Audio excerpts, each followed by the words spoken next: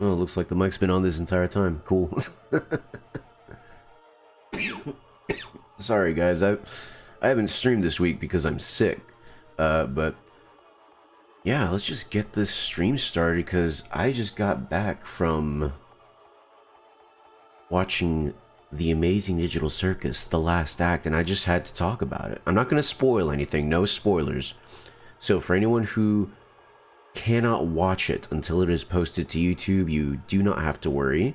I will not be spoiling any of it. But man,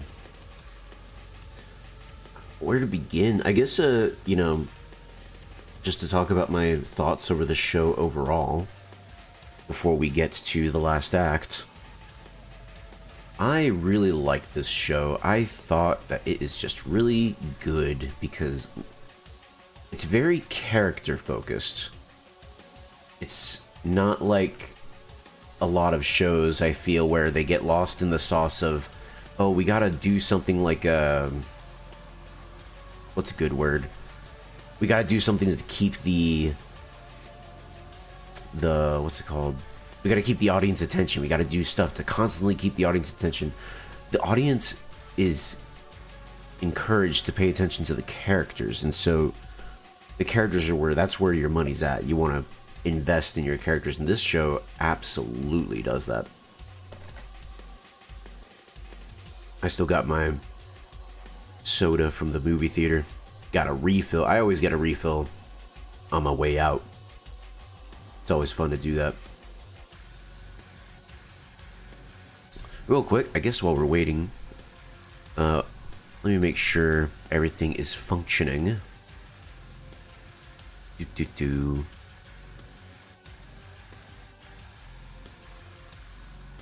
Yep, seem to be doing good.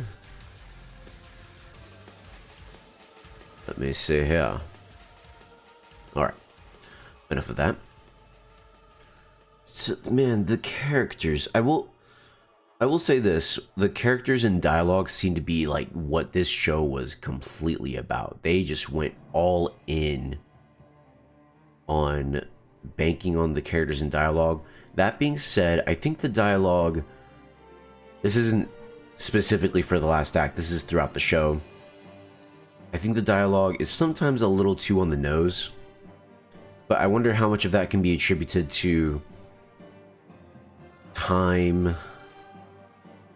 Yeah, time seems to be the main thing, because a lot of they want to spell stuff out because I don't think they have enough time to really,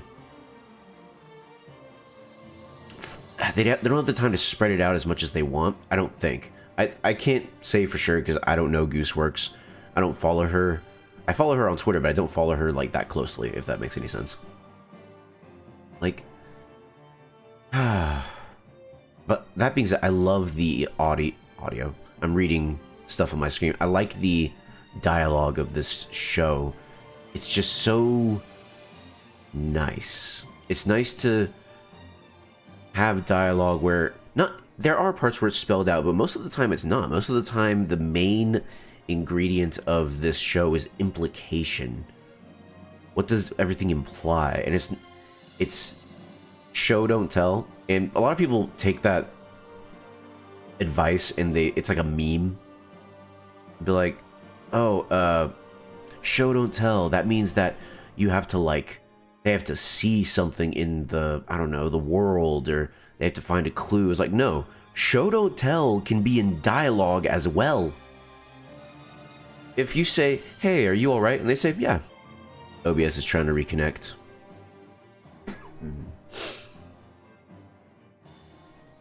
Let's wait for Twitch to come back.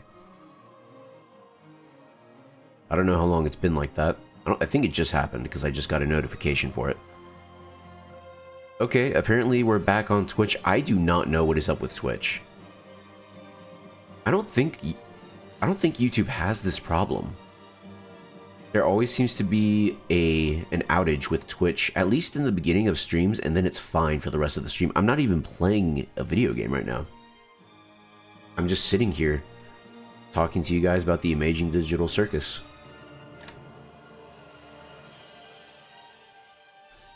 Anyway, We were talking about implication, show don't tell, that sort of thing. This show handles that very well, I believe. Oh yeah, we have rewards now on Twitch. I don't know how that works. Yeah, I have no idea how this works. I'm looking at it right now. Let's see here. What do we got?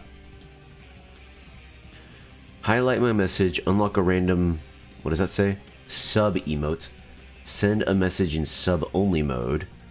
Choose an emote to unlock and modify a single emote. Well, I don't have any emotes. Excuse me. So, yeah, don't redeem. Do not redeem. Do not redeem anything for emotes, because I have no emotes. I think there's like, they give you a default emote. I'm still really new at this Twitch thing, so do not redeem. Anyway.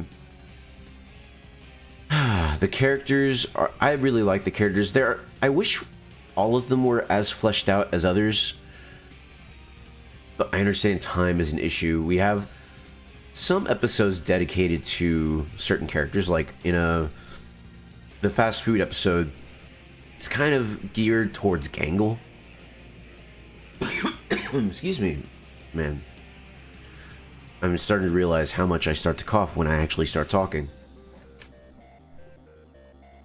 I'll try to just keep drinking my soda or something.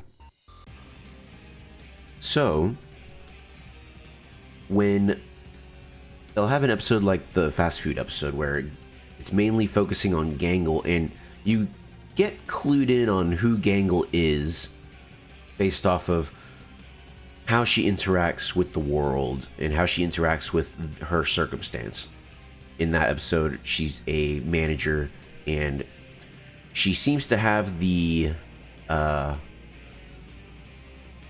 position down pat.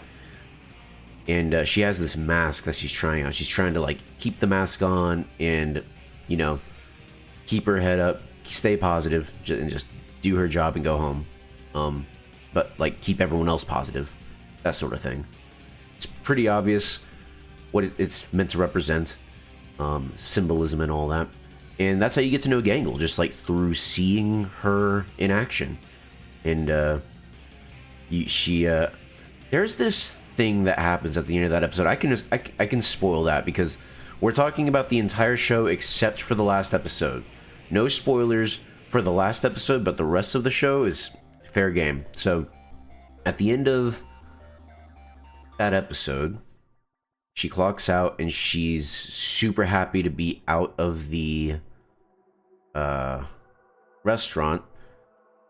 Then she falls off the curb and she gets hit by an 18-wheeler or something. I don't know if it's an 18-wheeler or just a big truck. You never know these days. I don't remember. I always thought that they were flirting with the idea that she committed suicide, that she just killed herself. Because she's pulled out of that experience either right before or right as she's getting hit by Kane, and she's like super depressed. She doesn't say anything, but you could see it. She's just going through it. And either it reminded her of that time she tried to kill herself or whatever happened. And it's like, okay, that's like a huge glimpse into her character. We don't really get anything like that for Zooble. I was disappointed we didn't get anything like that for Zooble. I really wish we got that. Ragatha, there's an episode where they're all sitting at the bar and they're all like talking about what they were doing before they got to the circus, and so that's a good glimpse into all those characters. But like building all these characters, like that's the reason why I'm here for the show. Like I like the show for let me see, the characters. I love the existential horror, the implications of that. I think those are the two main ingredients, the characters and the horror. I really, really like it. Now, what to talk about with this movie, without spoiling anything, I will say this.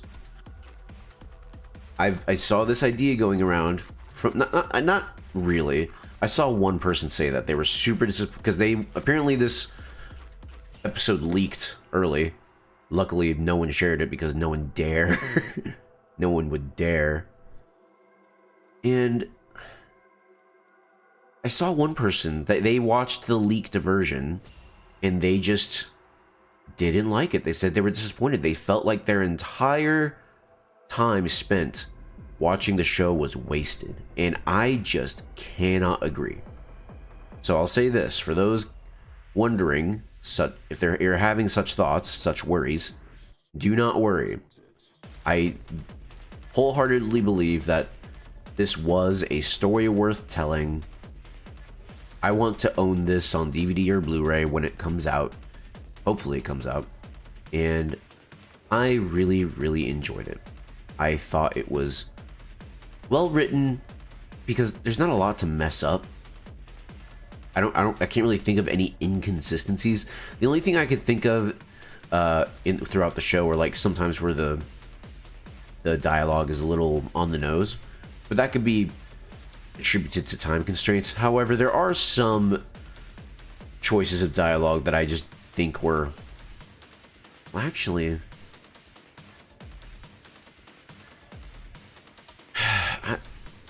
I'm wondering about Jax's dialogue in the Guns episode.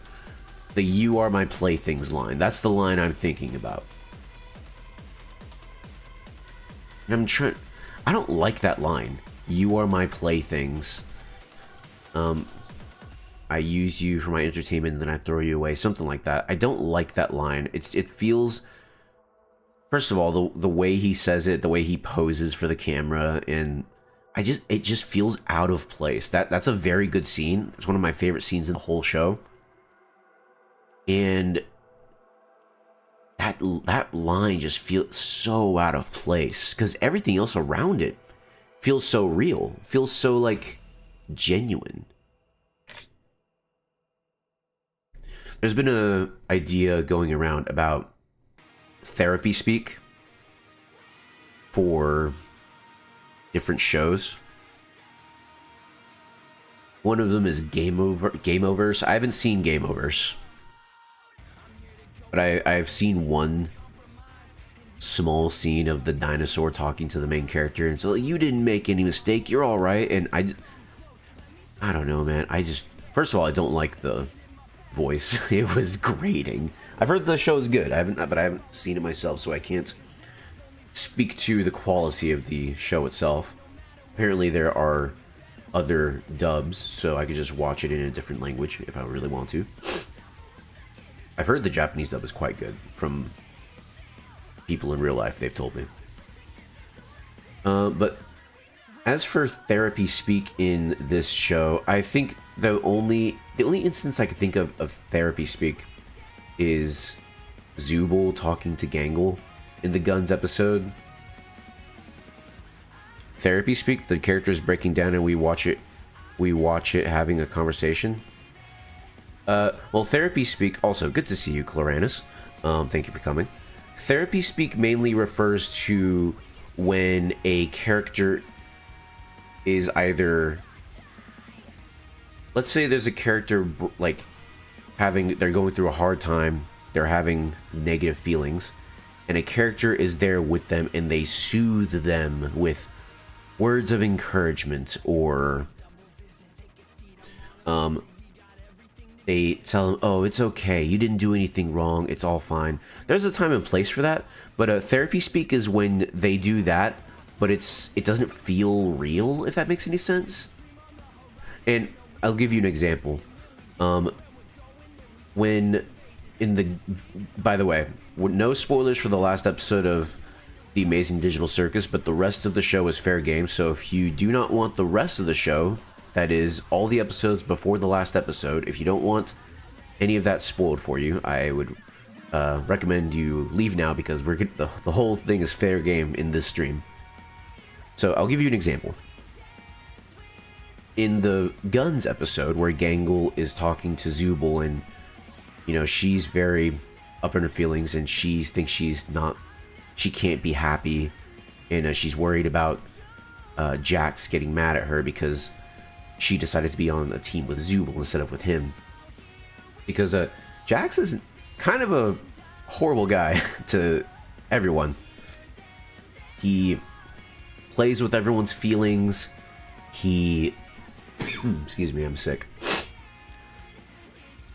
He teases everyone in like a mean-spirited way. He doesn't let anyone get close. And she's just very worried about him retaliating to her not being on her team. And Gangle has a talk with her. It's like, hey, he doesn't deserve to, you know, be this high on your priority list. You don't need to worry about him. We'll find a way. You need to forget about him because he is nothing but a terrible person to you. All that is fine. That's fine in my book. Where it starts to get a little bit weird is when when they start talking about happiness. She starts laying out the therapy speak, and I guess I can say this. It feels very clinical because I've been to counselors, and I think they've told this to me. And she starts talking about like happiness is not something that happens to you. Happiness is something you choose to do, or something that you have to go out there and find for yourself. And I don't know, the way that she says it, or maybe the dialogue, the written word itself, it doesn't feel natural. It feels very like the whole reason, like all the dialogue leading up to this was like to sort of act as a foundation just so that they can make this dialogue happen. It didn't feel, I don't know, I'm not explaining this well at all.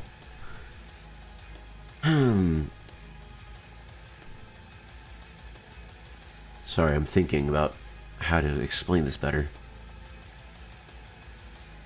Let's see here.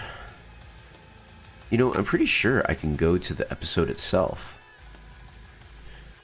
Although I'm wondering, do I really want to do that? Because I think some people might get scared that I'm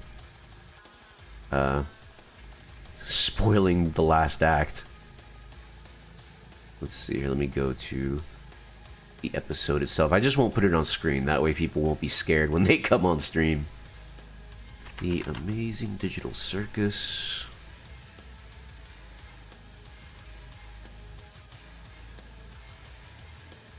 They all get guns, that's the name of the episode. Alright, let's see. Okay. Where are the subtitles?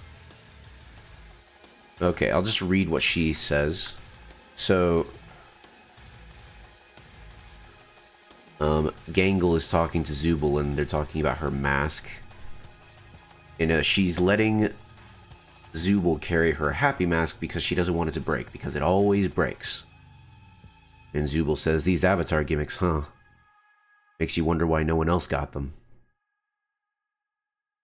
And Gangle says, I just wish that... How are you supposed to like the part of yourself that just makes you worse than everyone else?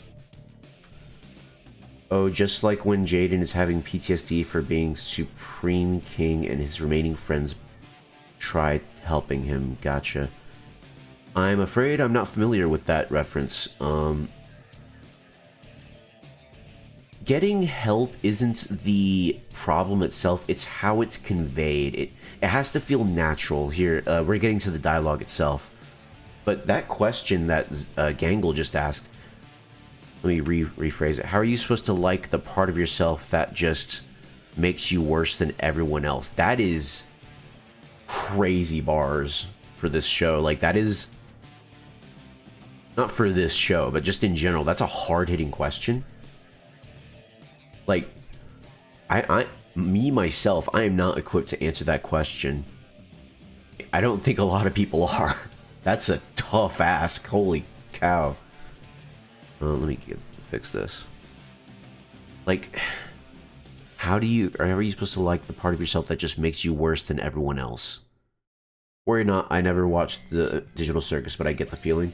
Oh, you should watch The Amazing Digital Circus. It's a fantastic show, and all but the last episode are on YouTube for free. I believe the final episode will be on, it'll be available in July or August? Let me see. The last act, YouTube release date. So it's gonna premiere on the 19th, I believe, on Juneteenth. So in a little 2 weeks, it'll be on YouTube in 2 weeks. Anyway, crazy question from Gangle. How are you supposed to like the part of yourself that makes you worse than everyone else? What does Zubul say? Zubul says, "'Cause it exists."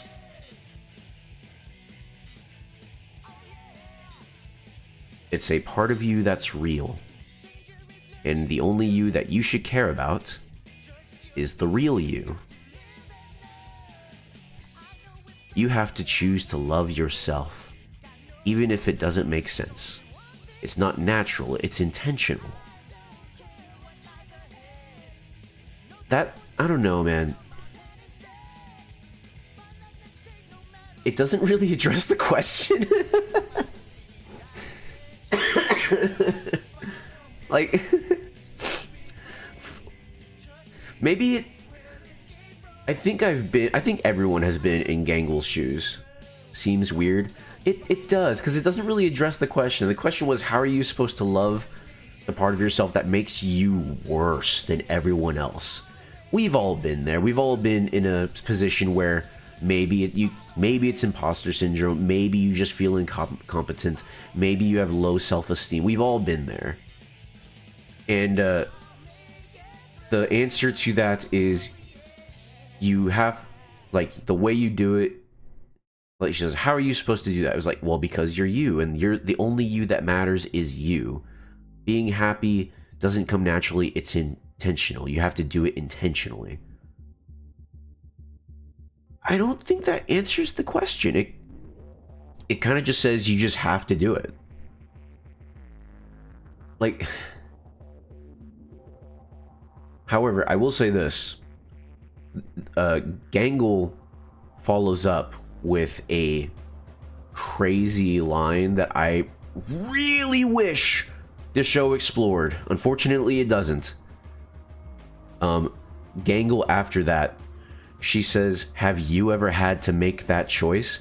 And Zubul is completely taken aback. And before Zubul can respond, Gangle's like, oh, sorry, of course not. You're Zubul. Like, you haven't had to make that choice, right? And it's like, man, you can imagine what Zubul's thinking about, but I really wish we got into that. I feel like Zubul is not explored nearly enough in this show.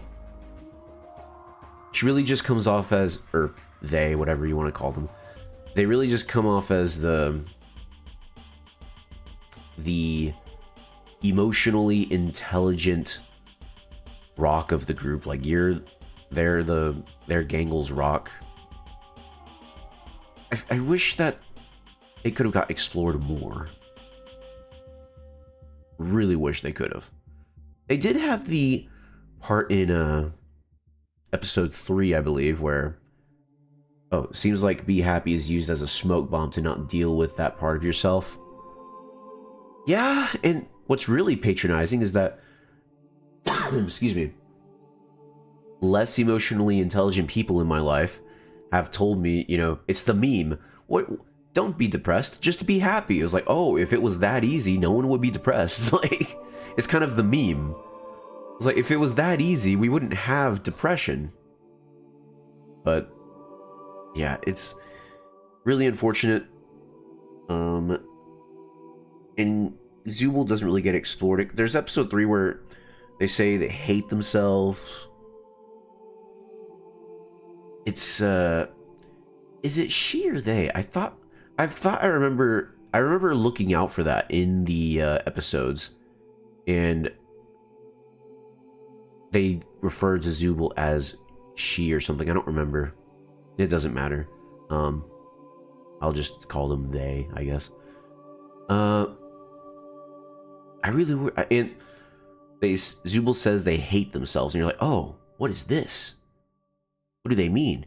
But they mean it in the context of they hate their body, because their body is like an amalgamation of parts that never truly represents themselves. And that's taken to mean like, oh, so it's like their gender identity or something. But that's it. It's like, okay, that's something. But like, that's all they do. They never, and it never really extends beyond that.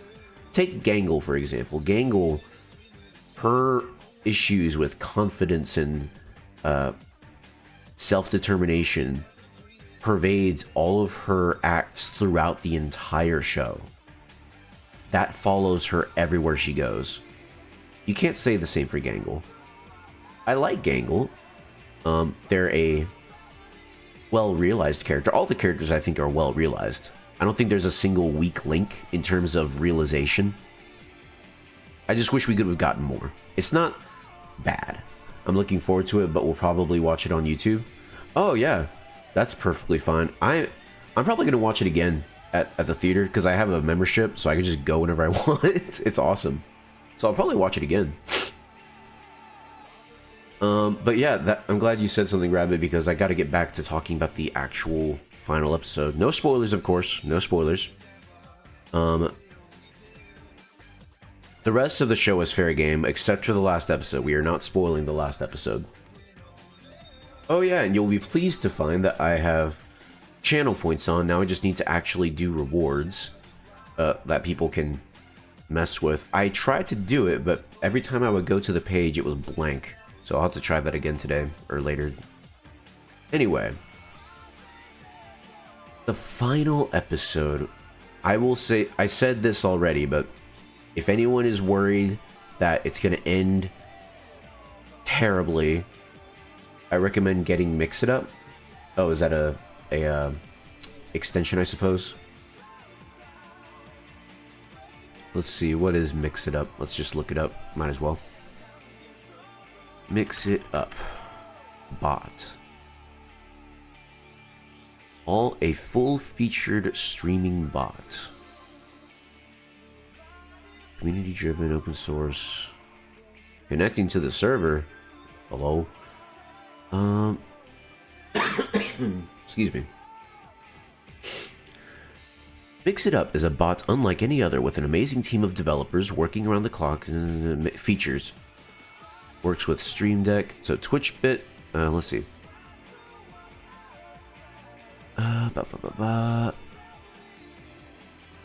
Oh, okay. I see. Interesting. I'll have to look at this up later, but I have the tab open. Anyway, back to the last act. You do not have to worry about the series ending in a way that is badly written. I will say that much. This show sticks the landing in my eyes. I will always wish that we could have gotten more, but that's like for the whole show, not just the final episode. The show, oh man, I'm one, like, every episode I think could have been a full hour to explore more. It's an app. I use it to make cool redeems called Claim Your Weapon, where I have a text file saved on my PC, and if people redeem it, it picks up a random line from the file and sends it in chat. Oh, interesting. I've seen a lot of stuff where people, like, they let their chatters have NPCs and they fight and stuff. It's really cool. I'll have to look it up.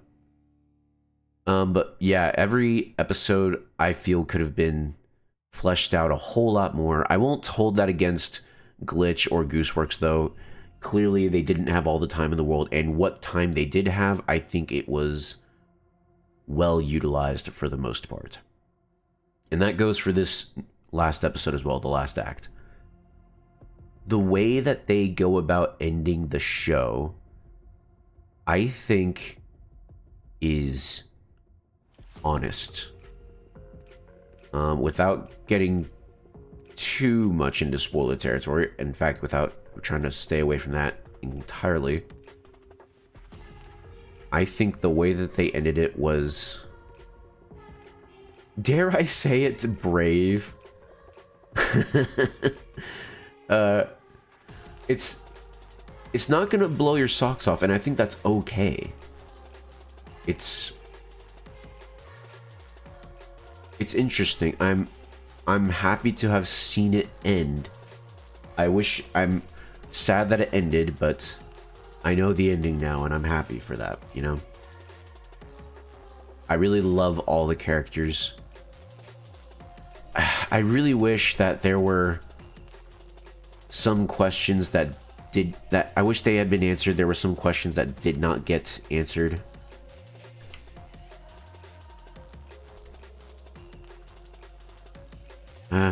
I really wish, man, I really wish they would have answered some questions, but I can't spoil them here. Of course, the animation is good. You're thinking of stream avatars? Yeah, that's what I'm thinking of. Man. I'm realizing how hard it is to talk about this show, this last episode, without spoiling anything. Well, first impressions. Now that I've seen the whole show, how high, what would I rank it out of 10, with 5 being the average? Will the finale be okay for kids, or lots of swearing? Not lots of swearing. Sometimes the question is more interesting than the answer. True. Well, I would have really liked the answer. The question, I do not think this is a case of that. I think that they should have answered it. It's a question that should have been answered. Maybe one day I'll talk about it fully, but not today. But will the finale be okay for kids, or is there lots of swearing? There is not a lot of swearing. There are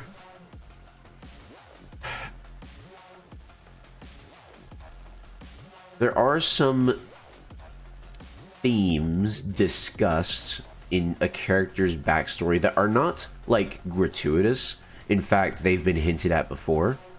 Or not hinted at, but explored in another character. So there are some parallels. So I think this is okay for kids. I'd say it's PG. The movie is not rated. I would say it's PG. So there's that. Oh man, the scene I'm thinking of, oh, it's one of my favorite things to do in stories, and they do it in this movie, and I'm just so happy that they did it. Some people who have heard me talk about stories before, they know what I'm talking about, or you might not know. It's kind of like, it's not something I've discussed a lot. It's something I love it when stories do it, and I'm glad that they did it here. But let's see. There's not really any, not any inconsistencies that I discovered, except for one. It's that question that didn't get answered, and I'm kind of upset that they didn't answer it, because I really wish that they did. Especially with what we find out in this episode. We get some answers, and I feel like they should have explored them more. What they do explore is welcome. I'm glad it's here. But man, I think they should have done more. That said, skipping over that question, am I satisfied? Am I content with the ending? I think I am. But again, there's there's questions I have that do not get answered, and I'm not sure I like it. Not sure I like it. So there's two things really that are hanging in my mind that I will not spoil, but they're dangling threads that need to be answered, that they will not be answered now because the show's over. It's gone.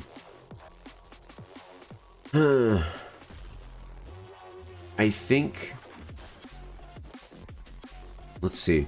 Is it a plot hole that these things are not answered? Well, I don't think it's a plot hole, because for all I know, the questions were answered off screen. It does work in a way where these things could have been answered or solved completely by the characters off screen, and you just don't get to see it. Did you ever watch Murder Drones? I have not. I saw some of the, what's it called? The commercials for merch from Glitch, where I think they had a character from Murder Drones. Let me look up Murder Drones real quick, just to make sure I'm talking about the right thing. Murder Drones. Yeah, so it was the purple girl from Murder Drones, whatever her name is. She was selling something with Pomni. It was like a plush or a minifig or something. And I just found her really cringe. Like, really cringe. I'll give it a shot. I'll watch it, but it was not a great first impression. But I don't know, man. She was like, time to kill or whatever. It was like, oh. I enjoyed Murder Drones a lot. It has some great action, though it can be pretty quirky, but I think it does well. If it has characters on par with The Amazing Digital Circus, I could suffer through a little bit of cringe for that. I think that's a big ask. Not a lot of stuff has characters as good as The Amazing Digital Circus. A lot of things don't have characters. I was gonna finish that sentence, but yeah, a lot of things just don't have characters. Like The Mandalorian and Grogu that just came out. You can't, other than The Mandalorian used to not like droids and now he does. Used to not care about Baby Yoda, now he does. Can you tell me anything about Din Djarin?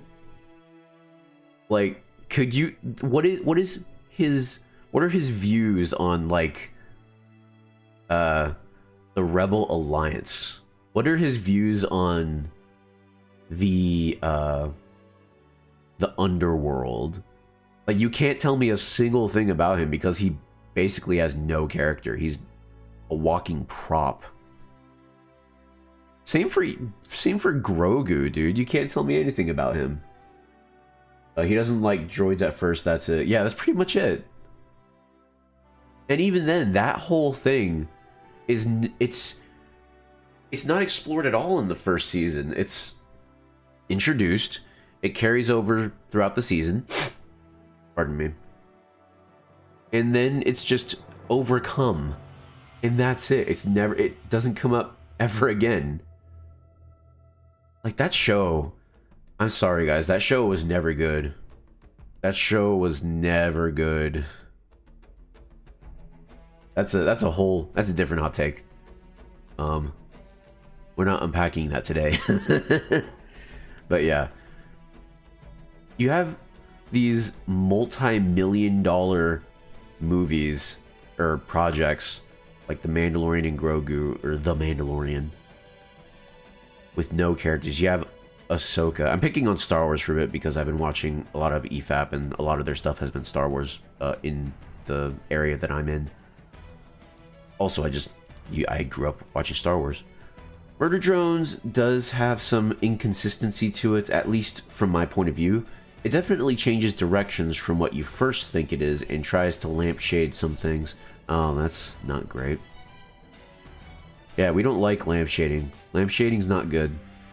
I will give it a shot because I can't talk about it. I can't, like, say I don't like it if, you know, because you never know. A lot of people say, why would you watch something that you know has inconsistencies and stuff? And it was like, well, because I might like it.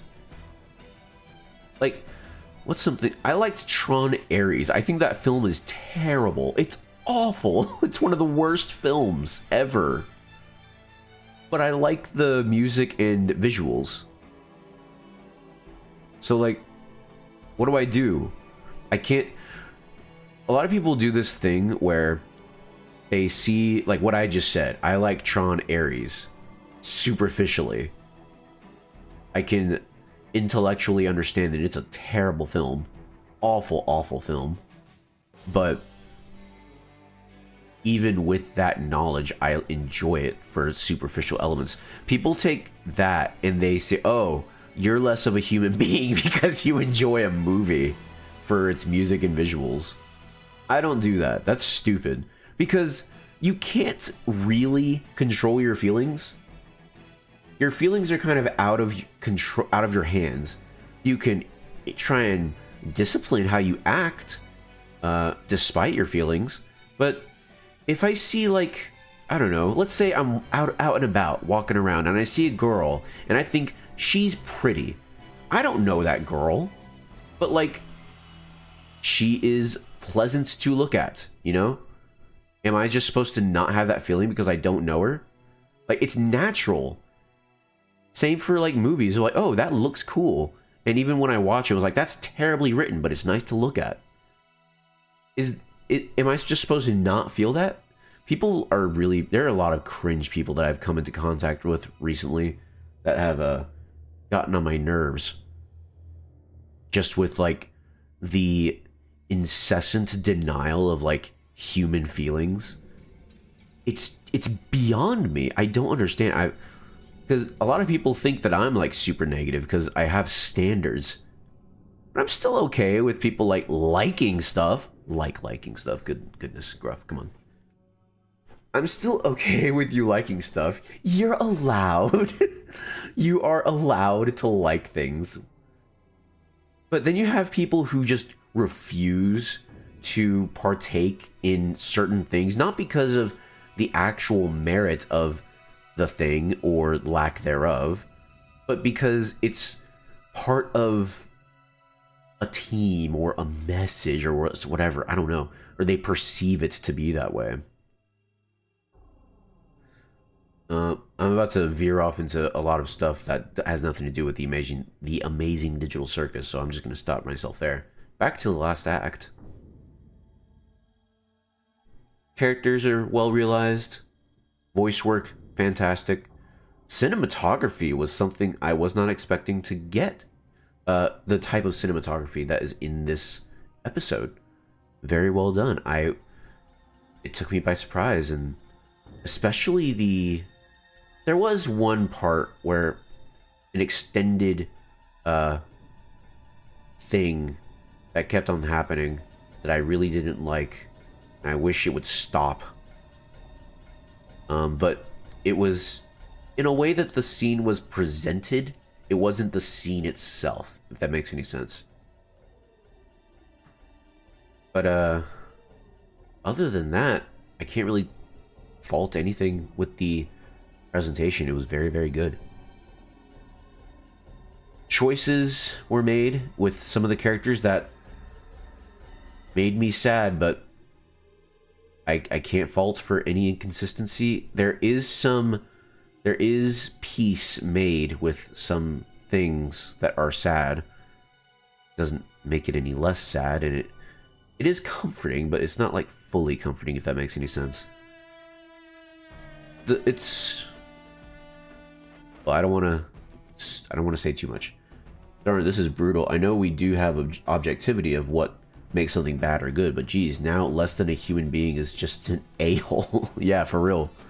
There are some weirdos that I've been coming into contact where, like, if you give something a chance and that thing was made by a certain creator who's made stuff that they don't like, they say, oh, you're a freaking moron. You have nothing to offer in this world. I'm like, geez Louise, guys, come on. They seem to have no understanding that some creators have made good stuff and then gone on to make bad stuff. Like, take, for example, Taika Waititi. I've only seen a couple of things he's been involved in. Jojo Rabbit, episodes of The Mandalorian. I haven't watched his... I've watched Thor Ragnarok. Yeah, Thor Ragnarok. I haven't not watched Love and Thunder because I will not watch it. It looks awful. But, like, Thor Ragnarok was alright. A lot of people really like it. I thought it was alright. It was okay. Love and Thunder, from what I have seen, is god-awful. It's an abomination. The Mandalorian episodes he was part of were not great, pretty bad. But Jojo Rabbit is downright great. I love Jojo Rabbit. That's not what makes it good. It's good because it's well written, it's well realized, it's very well made, high quality. But if I were to go and tell these people, hey guys, you should watch Jojo Rabbit, it's like, that Taika Waititi movie? He made Thor Love and Thunder, dude. I'm not watching that. Like, okay, but like, it's good though. This was before he made that. I was like, I don't care. It was made by Taika Waititi. I'm not gonna watch it. Like, come on, guys. It's so annoying. So annoying.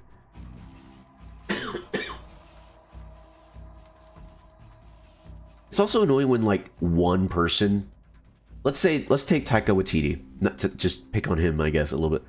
Let's say he makes something like, look, we got Call of Duty Black Ops on the screen. What if they make a Black Ops movie and it's like really good? Facepalm, yeah, me too. Let's say the Black Ops movie is like stupid good. Like it's better than it has any right to be. But Taika Waititi is like a producer, right? These people will not watch it. I mean, they probably wouldn't watch it anyway because it's Call of Duty and they detest anything mainstream because they're hipsters, but they won't admit it. But it boggles the mind because these people, from their perspective, they're like, no, it has this person and they will infect the entire work. And it doesn't matter if this movie had 1,000 people involved and Taika Waititi is just one of them. The 999 other people, their contribution doesn't matter because this one person was in it and I don't like that one person. Therefore, the whole thing is just lost. It boggles the mind, dude. It is sincerely baffling. Anyway, back to the amazing digital circus. Writing was good, characters were good, cinematography was good.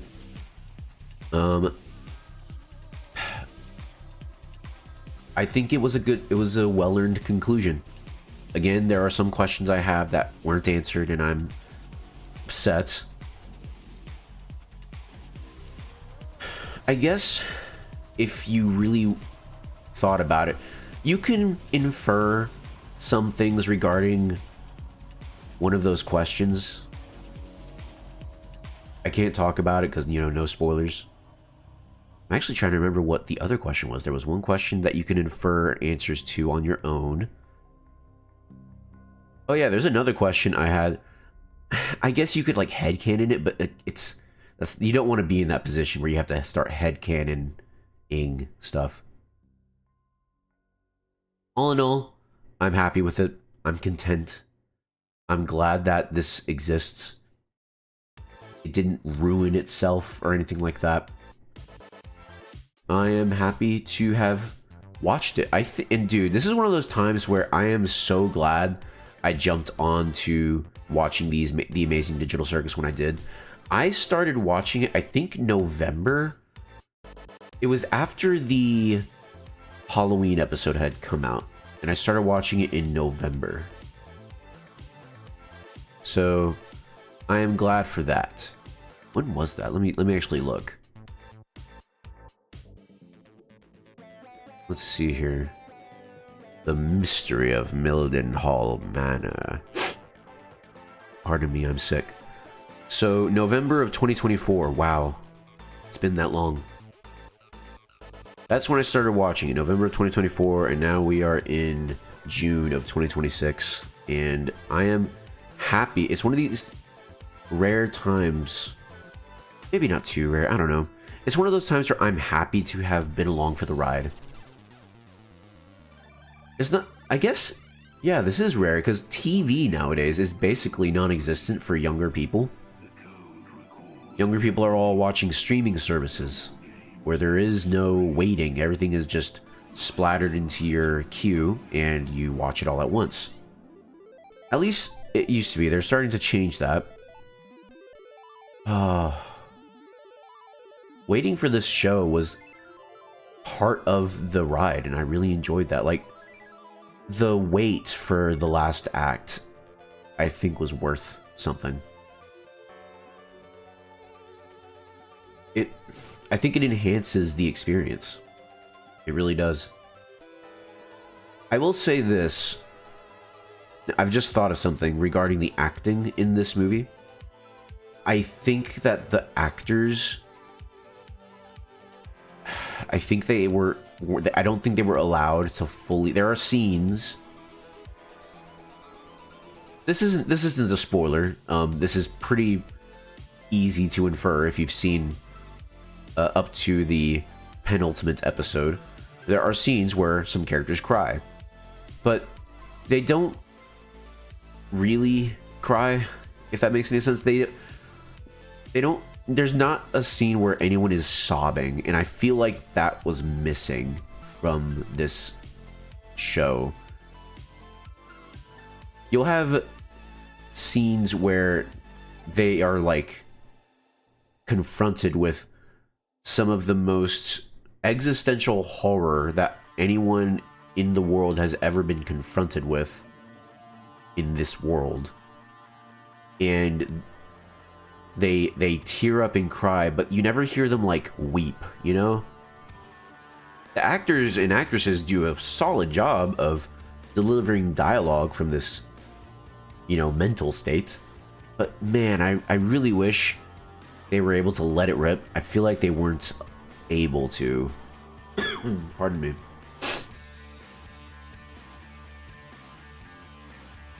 And again, part of me thinks it's because of time. I don't think that they had the time to really sink into those places and explore those feelings, because they had the story to tell. They had to get the show on the road.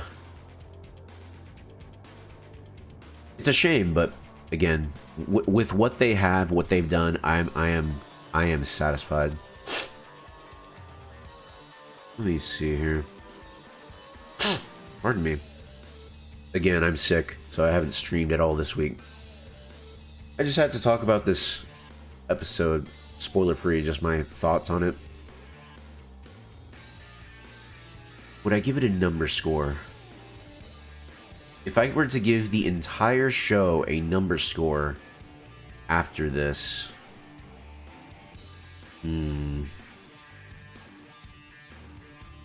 For some reason, I'm thinking 8. I'm thinking 8. Because what they've... I wouldn't give it a 9. 9 is like near perfect. I'm giving it an 8 because while this show is very good... Oh, this is sad. The voice actor can both add or subtract from the show, and in this case, we cannot blame them. Yeah, can't really blame them. I will say, with what they were able to do and what they were given, I think they did well. I'm leading on an 8 because while the characters are well realized, I feel like we could have gotten so much more out of them, but unfortunately, time constraints or resources, we were not able to. Zubul, I wish, was explored more. I feel like of all characters, she wasn't explored as much. And also Kinger. Kinger, we got to see a lot of him in the penultimate episode. So I guess... Am I happy with everything they've done with Kinger? I don't know. I think I am. I think I am.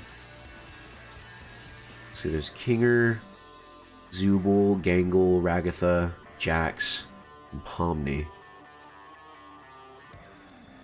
Now that I think about it, Pomni... Is Pomni's character explored?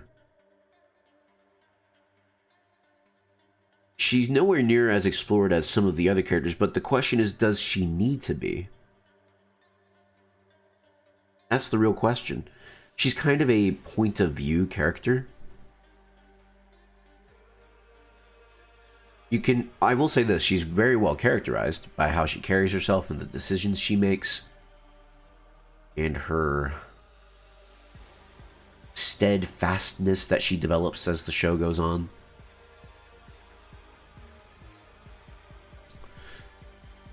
Yeah, I'm thinking an 8. The characters, for how well realized they are, I think they could have been fleshed out more. There is a fantastic performance, however, waiting for you in the final episode, and man,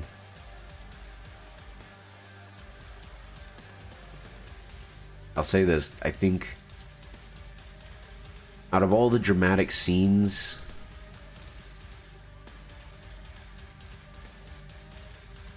in terms of characters, fleshing out their backstories and getting a sense for who they are, I think they saved the best for last. I'll say that. I will say that. And it's kind of a gut punch, but especially with what they do, but it's earned.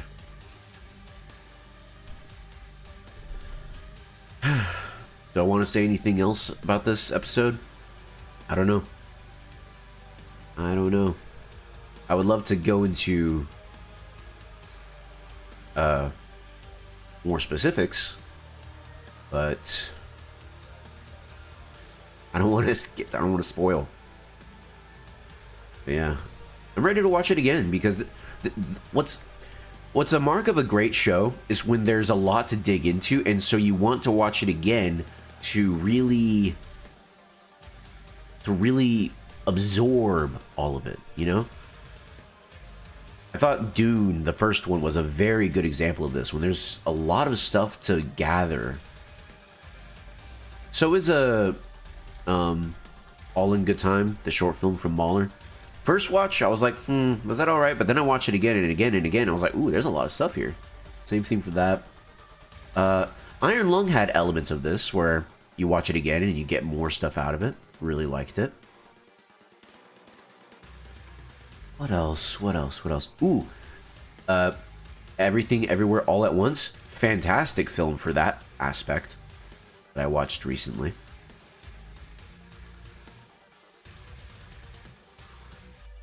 And Twitch is down again. I really don't know what's up with Twitch. It's really annoying that it does this.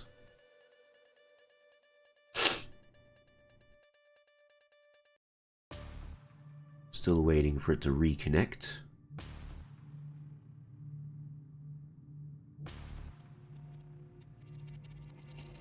Alright, we're back on Twitch. I really don't know what that's all about. I hate that so much. I pay enough internet, or I get enough internet where I should not be dropping that so much.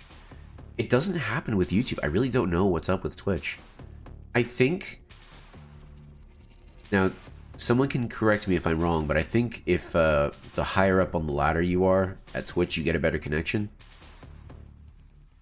I could be wrong about that, so don't quote me on that, but it wouldn't surprise me if it were true. But yeah. I will not spoil if it's a good ending, if it's a bad ending, in terms of bad for the characters, not badly written, or if it's bittersweet. I will let you figure that out on your own when you eventually watch it, either in theaters or on YouTube. I will not spoil it. I think I'm gonna head out now because I don't think I have anything else to say. I enjoyed it, and I think it is well written, and I want to watch it again, even if it makes me sad. I have value in this show. I'll have to go ask that person, ask them why they didn't care for the ending of the show. But yeah, that's gonna be it for today. Very short stream, only an hour long. This might be my shortest stream yet. Who knows? Not much else to say without spoiling. Go watch it. If you like the rest of the show, go watch it. You will not be disappointed, or at least I hope you won't. I certainly wasn't. Oh, here's a funny thing I didn't talk about. The theater going experience. No problems at all. There was like this meme going around that going to the theater with Amazing Digital Circus fans was going to be terrible. All of them were going to stink. They're going to be loud and they're going to be annoying. No, very normal, very polite. I think that's what happens when you write a show that everyone is very invested in. Everyone comes to the theater and we're like, guys, do not mess this up for anyone else. We are all in this. We want to know what happens. Do not mess this up. So that was a... I won't say it's a surprise, because really I didn't know what to expect. It was only a meme that going to the theaters with fans was going to be a terrible experience. Maybe that's influenced by all the drama going on Twitter with Gooseworks. Apparently they've had terrible experiences with some fans, which is regretful. Or regrettable, I should say. But my theater going experience, totally fine. In fact, very good. No one was loud, no one was talking. I think there was a laugh where or not even a laugh, like someone just went in a place where I didn't think was appropriate. I think, but I can't even remember like what part, and I wouldn't tell y'all if I could. I just remember having that feeling, but yeah, people clapped at the end. It took some time to get clapping though. I think some people were still deep in their feelings about the movie. Because it's over now. The Amazing Digital Circus is officially over. And I'm sad to see it go, but I'm glad it happened. I am sincerely glad it happened. I'm glad that this show exists. I try to get other people I know to watch it, but I've said this before. I don't live in an area where other people are like interested in art. Like, I don't know how else to put it. People don't listen to music as a hobby. No one is like into movies. No one is into books. No one is into video games. I live in like an artistic desert, and it is confounding. I'm like, what do you do for fun? They don't play sports. They don't, like, the people that I know, they sew. Okay. They work. They take care of children, which is nice. Thank you for taking care of children. But, like, what do you do for fun? They cook. Okay, like, maybe here's something we could talk about. I once had a girlfriend who said that cooking was her hobby. Now, I will say this. Cooking can be a hobby. This is sad. They're just NPCs. For real. It's actually, like, heart-wrenching seeing people just float through life. But I will say this. Cooking can be a hobby. However, she would just cook for her family, cook for herself, maybe cook for guests if they had something over. But, like, she wasn't like one of those people who were like constantly learning new recipes, constantly drumming up their own recipes. It was just when she needed to cook, she would cook. And it wasn't an argument. We were just like having a funny back and forth. Because I was like, so do you have any hobbies? Because, you know, she was my girlfriend at the time. I wanted to spend time with her. And she said cooking. And I was like, oh. And I had seen her cook, like, before and after this, before and after we were together, and because we remained good friends afterwards. She doesn't, like, I guess the most straightforward way to say this is like everyone does that. If like I cook, I haven't in a little bit of time, but I do. I've cooked. It's not a hobby of mine. It's the same as like riding your bike. I like riding my bike more than I like driving my car, I think. I do like driving my car. I really like riding my bike, especially when it's faster than my car, because some stuff is just faster by bike. But I don't consider myself like a cyclist. You know what I mean? I don't know how else to explain it, you know? What else? Do people just don't have hobbies? They go home and they watch TV. Oh, that's the worst, because if they watch TV and they talk about the stories, the characters, and the themes, you know, all the stuff surrounding the storytelling, that's cool. I would love to do that. But they don't. They watch like a procedural show like NCIS, and they just rot on the couch.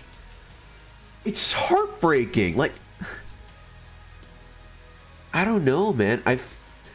I struggle with this sometimes. I'm like, is that gonna happen to me?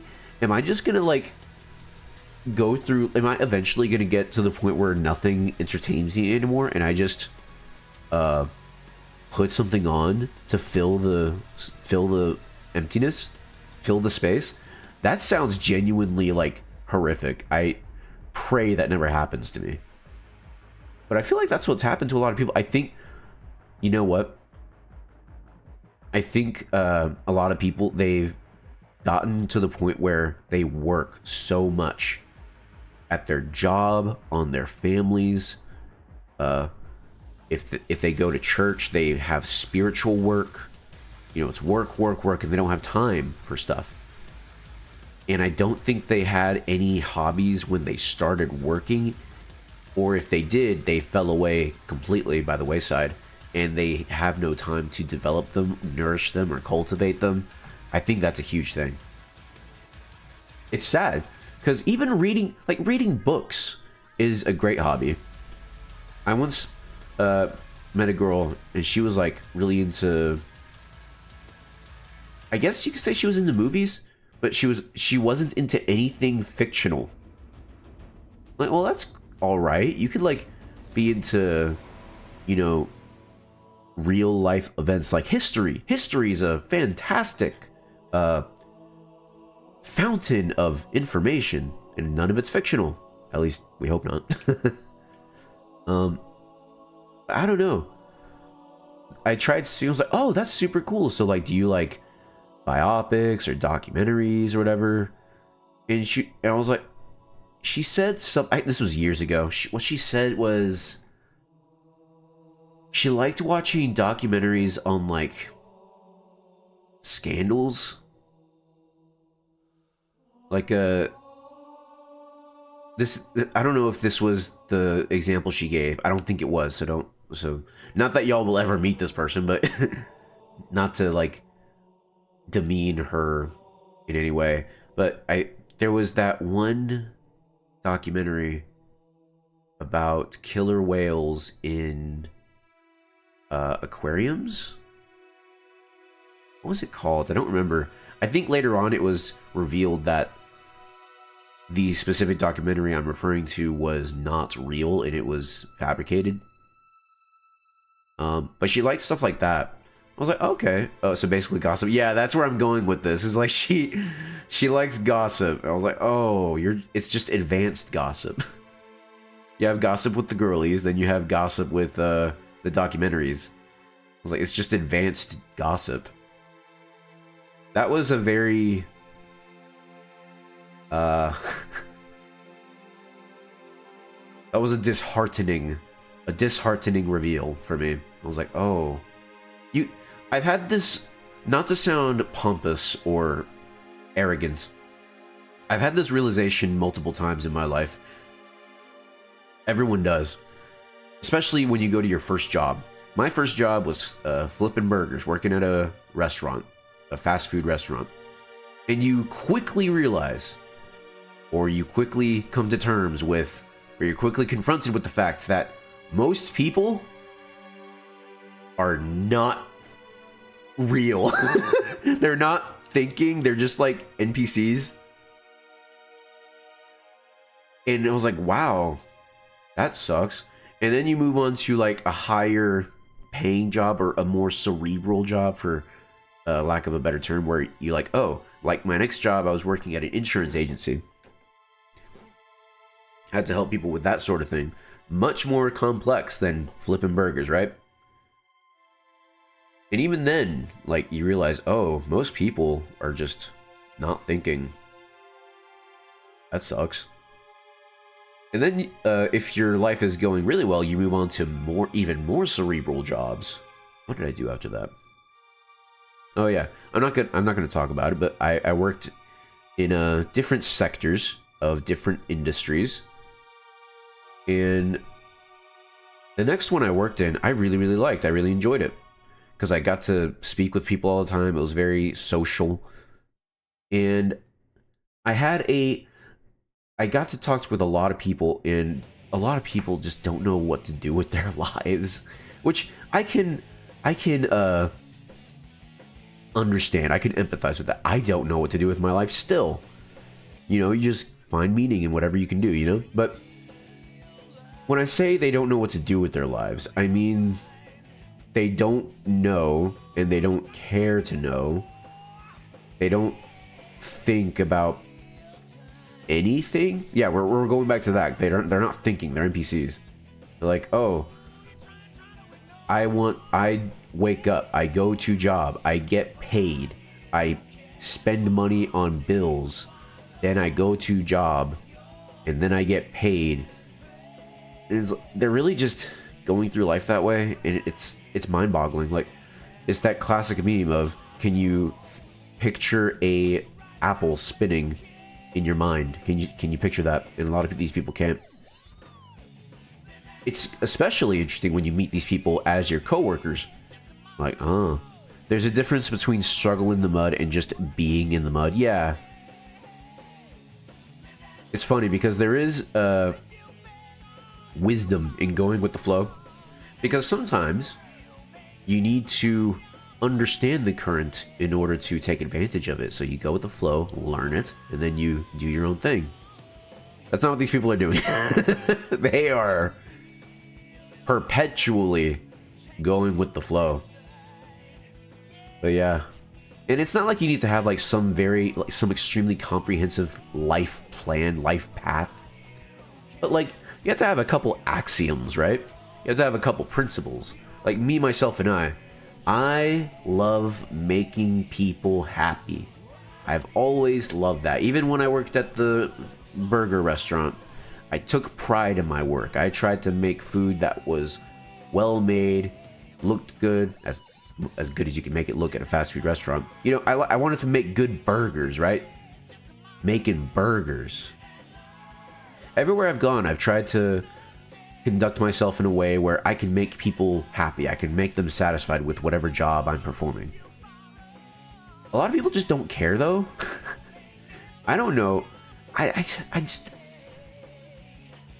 You know, I can identify, I can empathize with, you know, being despondent. Sometimes you just have those days where life sucks, and you're despondent, you don't care, and you just want to rot in bed. I've done that before. We've all done it.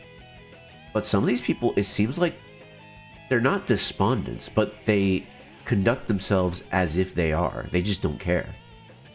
I remember at one of my jobs, I was talking with a coworker, because there was this one coworker and we got along very well. Like, people were saying that we should like get in a relationship. We got well, we got along that well. I was like, no, it would not work because we have differing beliefs, and we're aware of that. And both of us were like, it wouldn't work. We'll just stay as friends because that's like, it wouldn't work. Even though, you know, I would be over the moon if this person suddenly had beliefs that aligned with mine, and then we could, you know, get in a relationship, you know, get married, have kids, you know, that sort of thing. But if you have differing beliefs, and these are not like, oh, I believe you should put the shopping cart back, oh, I don't care. It's not like beliefs like that. We're talking like fundamentals. I'll leave that. No, I won't leave. It was sort of thing where like I believe in God and she doesn't. I believe in going to church and she doesn't. Like that sort of thing. These are fundamental beliefs that if you marry someone who has like such different beliefs, you're only asking for disaster. Like, what if her and I were to have kids, and what are we gonna teach them? You know, that sort of thing. And So someone said, you guys should get together, and we were like, no. And we said as much. We're like, because this would just be a recipe for disaster. And after I had explained that to this person, oh, thank you, Clarinus. After I had explained that to this person, I said, I feel like a lot of people just, they feel like they have to be in a relationship because that's just what they're supposed to do. And, I said, I'm not going to do that because I don't want to, like, ruin my life or potentially my children's lives. And this other person in the background heard me say that, and they were like, dang, you're describing me, dog.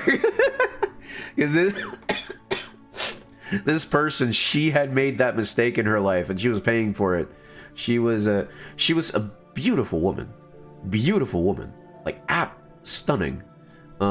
She already had kids and she was divorced, and her husband, I guess they were just too different, and now that was just where she was at in her life. And, you know, nothing against her. She recognizes what went wrong, and if it looks like they're moving on, but like, she admitted to me that, like, man, I wish I would have had that foresight. Like, some people don't have that. We were talking about the amazing digital circus. What happened? I'm gonna go ahead and hop off because, but that's a little bit of Gruff Donaar lore that y'all can take with you. Oh, I guess I'll take this moment to say I'm not playing 007 anymore. That game sucked. That was awful. I hated it. I tried to get a refund, even though how long have I played that game? Let's see here. I have played that game for basically 12 hours, 11.9 hours, so 12.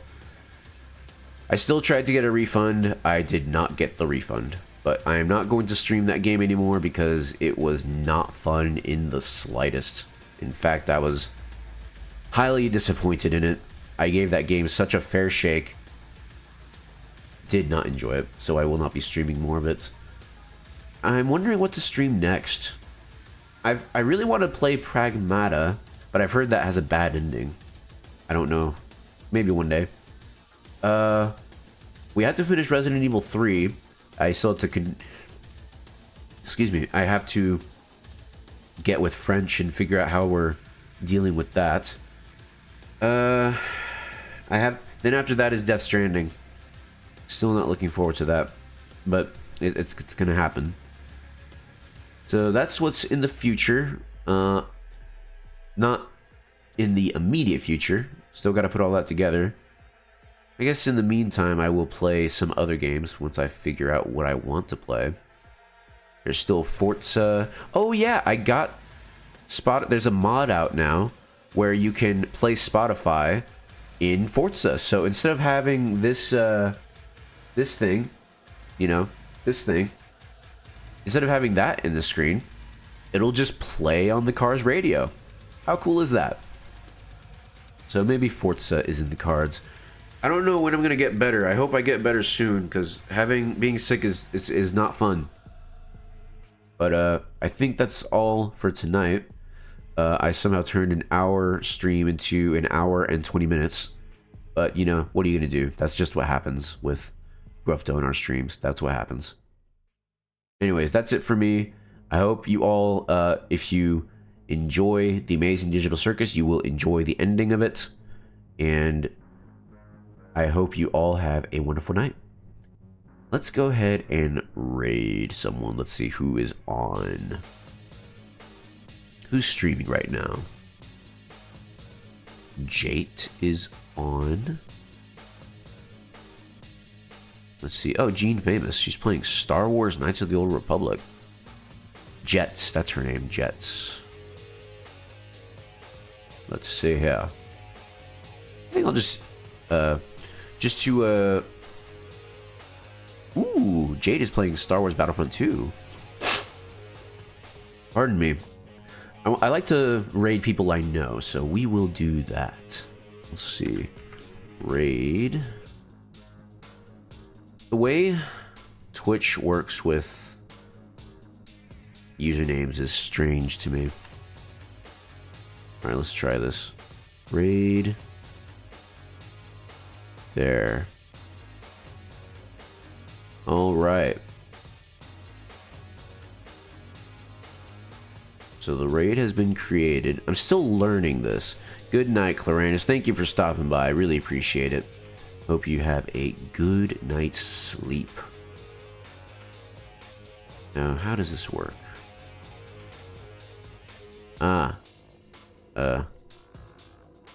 I see. Okay. Well, I hope you all have a wonderful night. Thank you for watching, and I will see you next time. Goodbye. God bless. Goodbye. Goodbye. Goodbye.